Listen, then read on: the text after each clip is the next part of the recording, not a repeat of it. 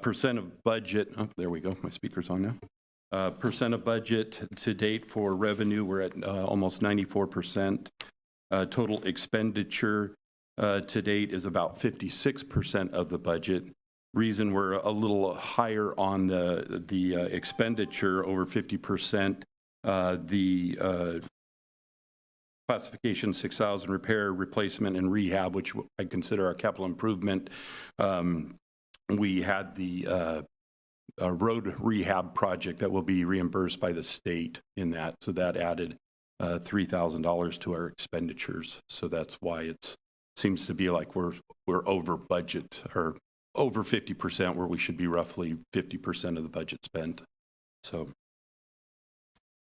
hopefully that made sense. No, it does. It makes sense. Does anybody have any questions? Okay, well, thank you for that update. Next, we have items 2 through 5 for our consent agenda. Part 2, are there any requests to remove an agenda item for consent? Right. Trustee O'Connor, do you have any questions? No, I'm sorry, just turning on my mic. Turning on your mic, okay. With that, I'll accept a motion to approve the consent agenda. So moved. Early seconds. Trustee O'Connor moved and Trustee Early seconded. Mr. General Manager, would you please call the roll? Trustee Alcala? Aye. Trustee Orozco? Trustee Sapuzio-Hole? Aye. Trustee Early? Aye. President Guerrero? Aye. These are approved. Next is the General Manager update. Mr. General Manager, please provide a report. Sure. One of the items that was approved in the consent was our contract with VC3. It's our IT support. We sent out a request for a qualification proposal, received 4 consultants, and so we chose VC3 based on recommendations from the California Special Districts Association and others. That everybody's been real happy with them. The district also secured a grant from Cal OES for $54,000 and change for IT services, cyber security, and so on. So really looking forward to that. It's we're very all of our computers are not connected. We don't have a server network, anything like that. So this is going to be very, very beneficial. The 2024 audit is ongoing. We are using the city's auditor at this point, and so things are moving, probably a little slower than normal. Just a different auditor. We've had the same auditor for many years in the past, so she knew us, we knew them, so it went really quick. And this new auditor, different language, different requests, so we're getting there. So I think we've provided all the data that they need to wrap up the audit. Next item, capital improvement program. I am real close to having that ready to submit to the board. I did look at a 10-year capital improvement program. Just with the number of vehicles we have, we figured it's a 10-year life of vehicles and so on. And anyway, we had a couple of changes occur here recently on some of our maintenance piping for pump stations, and so I needed to include those in the overall cost. So I've withheld bringing it before the board until I get that wrapped up. So that should come at our next board meeting.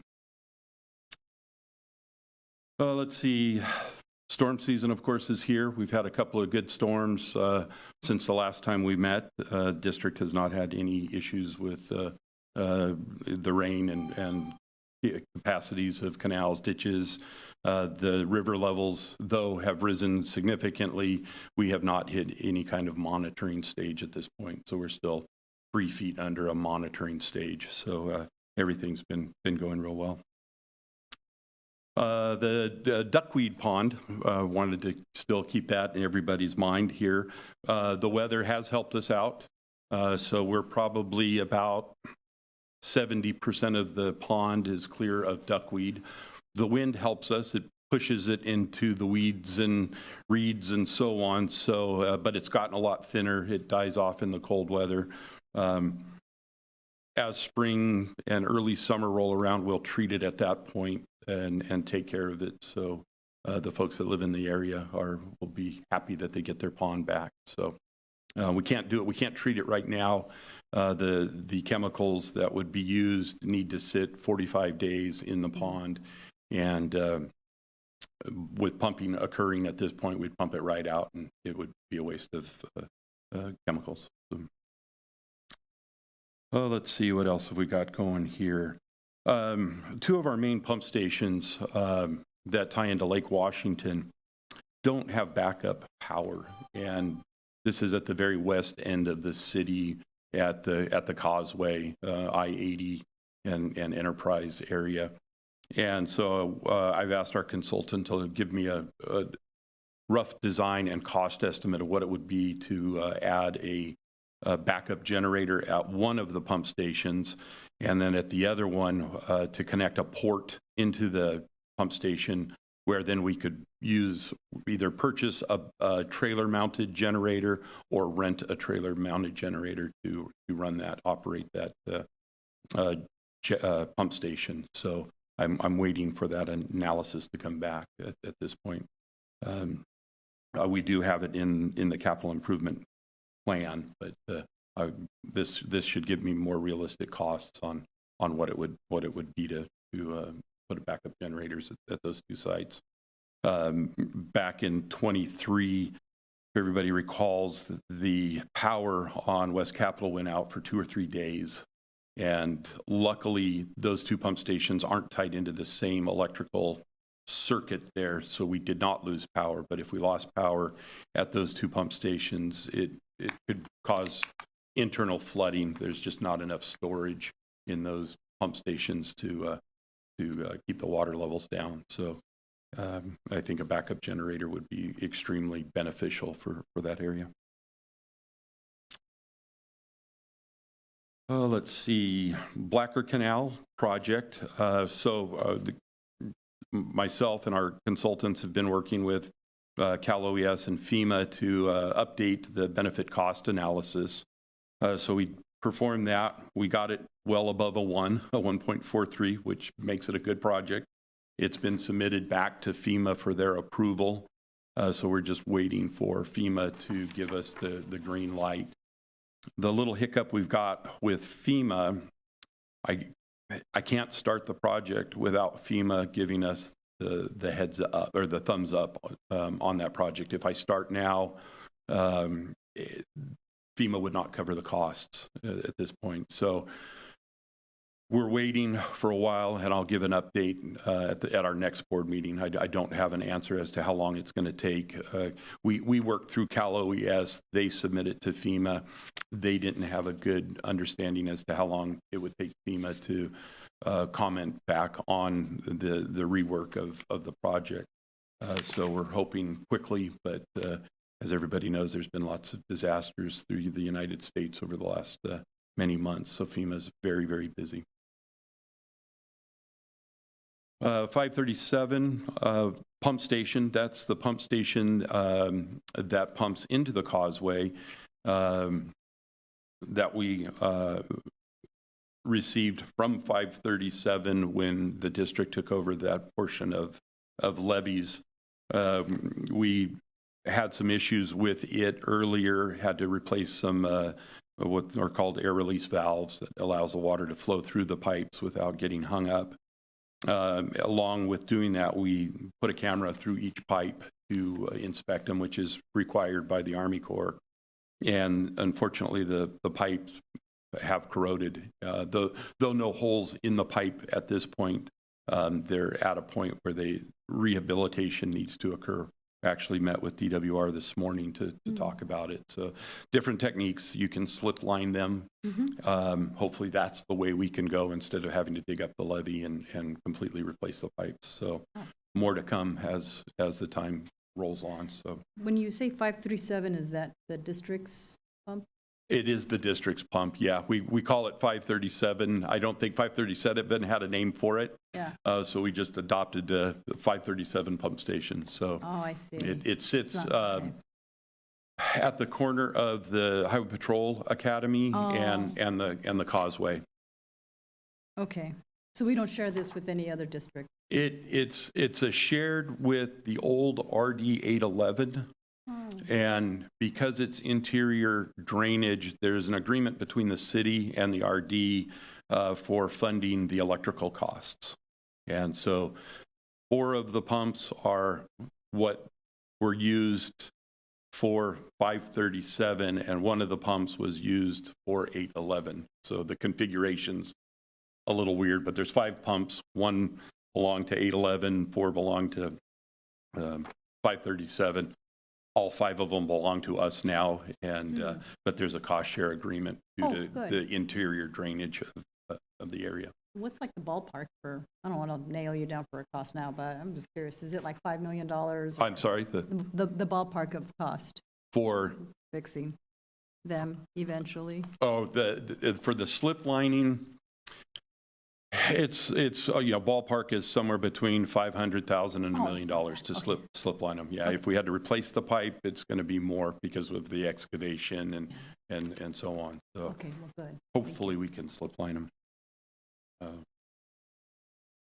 Let's see, next thing on the agenda or item here, the Army Corps been told that they're going to do their levee inspection July of 2025. It's been on their books, I think, for the last 2 years, so we'll see if it happens. So they do an absolute thorough inspection. I was actually part of the Army Corps team that did the inspection of RD 900 back in 2013. Oh, They're supposed to do it every 5 years. It's going on 10 plus years. So, but it's a very thorough inspection, and we are going through all the old records to make sure we've covered everything we can, and so we'll be ready for them. good luck to us. Yeah. Emergency preparedness. I think last time I mentioned that we'd met with the fire and police, county OES. So as these storms roll in, county OES is really good at sending out emails, asking if there's any needs, issues, and so on. Fire department does the same thing, so we communicate with them throughout the storms. And fortunately, there has not been any issues, but the coordination continues. Let's see, the 2 slip outs that we had talked about that could not get repaired. Coordination meetings start up again with the state and the Army Corps. Those should be repaired probably late spring, summertime, depending on weather. So that's the meetings start up here next month, just to get everybody geared up and ready to go. Is this related to the PG&E? Yes. Yeah. And is there better communication with them at this point? PG&E did relocate the poles a week after the Army Corps finished their construction projects. So the Army Corps just ran out of time. Okay. And just couldn't. We're all cut up. Though PG&E moved it, they moved it about 4 months late, and so the Army Corps just couldn't get to it in time before the weather hit. So the locations are holding fine, so we keep an eye on that daily. I think, again, last time I'd spoken about the Deepwater Ship Channel levee. The Army Corps had repaired that back in 23, 24, and they had some issues with it. And the levee itself was bulging. They felt it was a subsurface issue. So they built us a setback adjacent levee and unweighted the levee itself. They removed the rock off the levee to just keep the weight off of it. And so they've been keeping an eye on that throughout the winter. It's doing well. This summer is their plan to repair it a second time. So it was unfortunately a surprise, and nobody expected to see what had occurred or what had occurred yet. So the permanent fix should occur this summertime. The 23 storm event that was the disaster declaration. We submitted on that for both manpower, electrical increases, and so on, and some damages to our main canal and the eastern side of Black Creek Canal. Money is now finally starting to move. We actually received our first check from FEMA Cal OES in January, and Hey. yeah, it's only taken 2 years, and that's not bad. What they do is they have different categories, and Five of the 6 categories have been obligated by FEMA, meaning approved, and that goes to Cal OES. Cal OES is cutting us an individual check for each of those categories. Instead of lumping it together and writing one check, they're doing it per category. I don't know why, but so the money will come in at different stages. And so of the obligated dollar amount, it's $58,000. So we'll probably see that over the next 3 or 4 months rolling in. The remaining, which is still being reviewed by FEMA, is roughly $2.4 million, and that's to repair the canal and or the 2 canals. And that estimate did come from FEMA. They're the one that put the cost estimate together for the repair, and we felt it was a reasonable number for repairing that. Is there any need for advocacy to get reimbursed during our cap-to-cap meetings while we're in DC? Not that we. I guess if it comes up, it's been delayed for quite some time. The way that I get into the system to review it, it's still under, I'm trying to think of the wording, but it's been under review now for a year and a half. And so that seems like a pretty long time to be under review for what has been submitted, and you know, that it's been pretty well documented. So I'm not quite sure. It seems like the bigger projects are the ones that are hung up. The $58,000 was easy for them to approve, but the 2-point-some-odd million seems to be dragging a little bit. Again, FEMA's been absolutely swamped with disasters over the last many years, so that's probably a big part of it. Okay. And let's see, we coordinate with the city, West Safeco, constantly on different projects. I've been invited to all the Army Corps meetings as they do the design and so on for the remaining portions of the levee fixes. And so that's been very helpful from my standpoint to actually still be engaged in the engineering speak. So. Good. And I think that's it. If there's any questions from the board? Any questions among the committee? Okay. Thank you so much for the comprehensive update. Much appreciated. Next item on the agenda is trustee comments. Any comments from our trustees? Yes, trustee Early. Hi. It's a fairly quick question, which just relates to the search that we were doing for employment. How is that going, or did we already find someone and I might have missed it? For the, I'm sorry, the search for? Maybe I'm conflating. Vacancies? Yes, the vacancies. Do Did we we have already fill all of them? Yeah, all of our vacancies are filled. Unfortunately, today, Erin missed that. McGillian, the assistant GM, her daughter got sick at daycare, so she left at 2. That happens. Our attorney sent me a text this afternoon. He's ill and at the late date couldn't find another attorney to send. So, and staff-wise, we've got, there's a total of 9.5 of us. Half meaning we've got a part-time person. So there's, 3 of us in the office and 6.5 out in the field. Awesome. Thank you so much.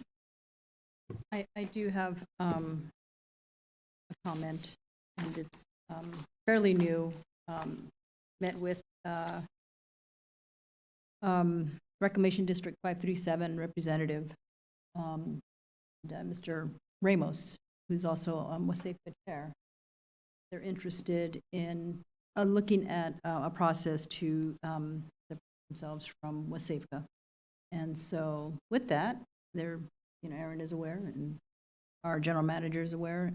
So is our WASEFCA, Representative Paul is aware. So they're looking at a process which may require a vote from us to consider a replacement in WASEFCA. So that would be part of the process. I don't know how we go about discussing it in the future meeting, but it may have to happen in the March meeting. Okay. So I just wanted you to have a heads up, maybe March, April, because it'll have to happen around June. Okay. There's also a request to be reimbursed for a deposit way back in the day. We made or they made? They made. And that's being evaluated as well. So wanted to make sure you're aware of the current conversation that happened like in the last week. Mhm. Okay. It would be helpful if that does come before us in March, and I'm sure you would, but just to be clear, to have some significant background information on what that means for our organization, financially, and politically, or anything else Sure. as it relates to our RD 900.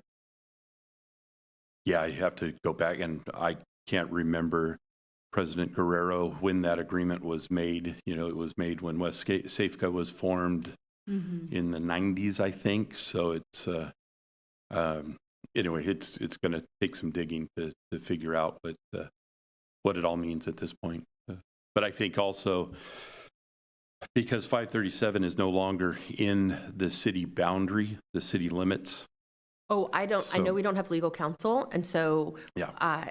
Right. I'm familiar with what happens when you start discussing. I'm just saying, for the future, Yeah. here's what I would like. Sure. I would also want to see on that. No need to talk about it. Understood. And, is there any other? We are adjourned. Thank Thank you. you.